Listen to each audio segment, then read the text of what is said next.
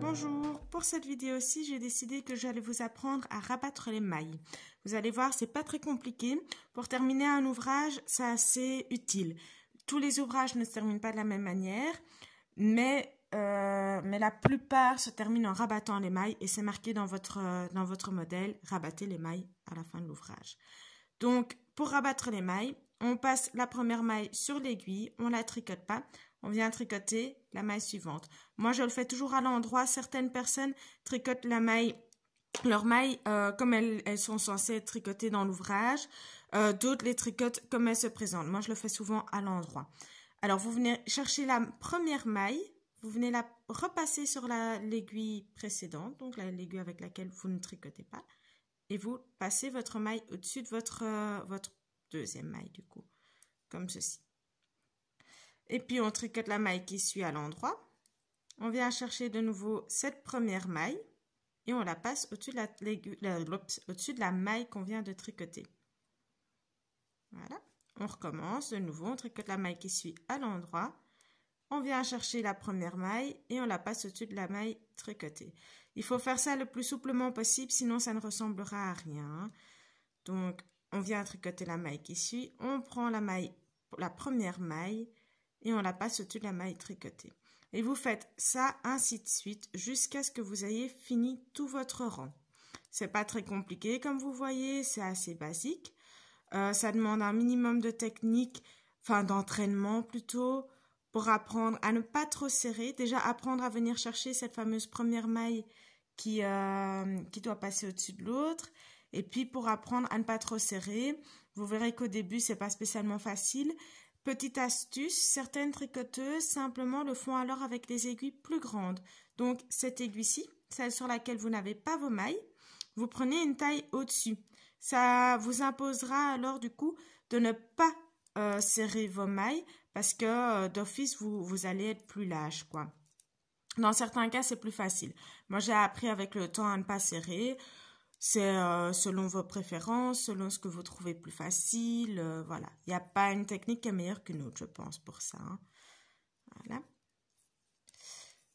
Pour le choix de tricoter les mailles comme elles se présentent ou de les tricoter comme elles auraient dû être tricotées ou de faire tout à l'endroit, c'est selon le type de bordure que vous avez. Si vous les tricotez comme elles se présentent, votre bordure suivra le mouvement de votre tricot. Donc, si vous avez, comme moi ici, j'ai du point de riz, ma bordure ira de temps en temps vers l'avant, de temps en temps vers l'arrière, en fonction des mailles en droit ou des mailles en vert. Tandis qu'en faisant tout à l'endroit, ma bordure reste simplement toute droite. Tout simplement. Donc, voilà. Rabattre les mailles, comme ça, parfois, on le fait en plein milieu d'un tricot.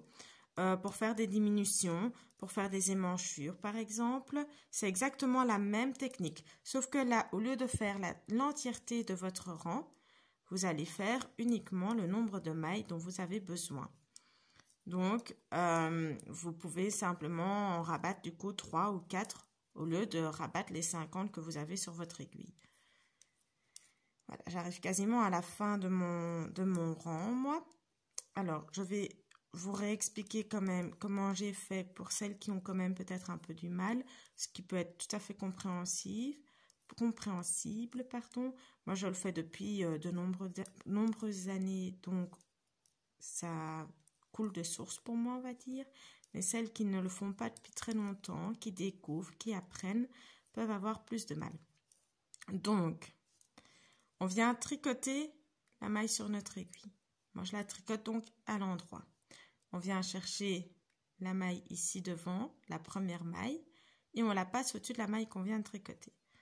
On tricote la maille qui suit, on vient chercher la maille de devant, et on la passe au-dessus de celle qu'on a tricotée. De nouveau, on tricote la maille suivante, on vient reprendre la première maille, on la passe au-dessus de la maille qu'on a tricotée.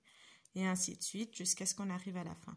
Et vous allez voir, la fin, elle est hyper simple.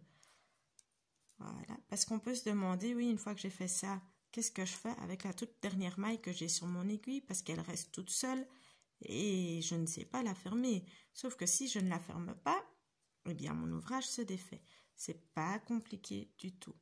Hop, voilà, je tricote donc à l'endroit ma dernière maille.